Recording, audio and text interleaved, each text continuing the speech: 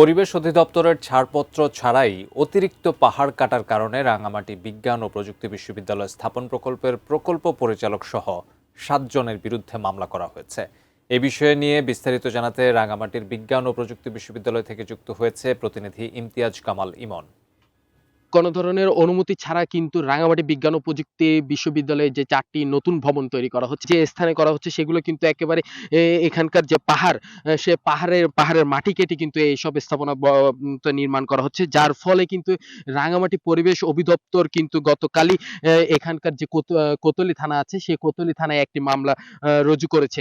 এখানকার যে পরিবেশ অধিদপ্তর আছে, এই পরিবেশ অধিদপ্তরের সহকারী পরিচালক মমিনুল ইসলামের সাথে কথা বলেছিলাম। তিনি আমাকে যেটি জানিয়েছে, পরিবেশ অধিদপ্তরের ছাড়পত্র ছাড়াই এখানকার পাহাড়গুলো কেটে সাবার করছে। যার ফলে কিন্তু এই প্রকল্প পরিচালক ঠিকাদারি প্রতিষ্ঠান সহ ৭ জনের বিরুদ্ধে মামলা করা হয়েছে বলে তিনি আমাকে জানিয়েছে। আর কোতোয়ালি থানার অফিসার ইনচার্জ শাহিদ আহমেদের সাথে কথা বলেছিলেন। তিনি আমাকে যেটি জানিয়েছে, সে মামলাটি আজ এ এ এখানকার যে রাঙামাটি দায়রা জজ আদালতে উপস্থাপন করা হবে।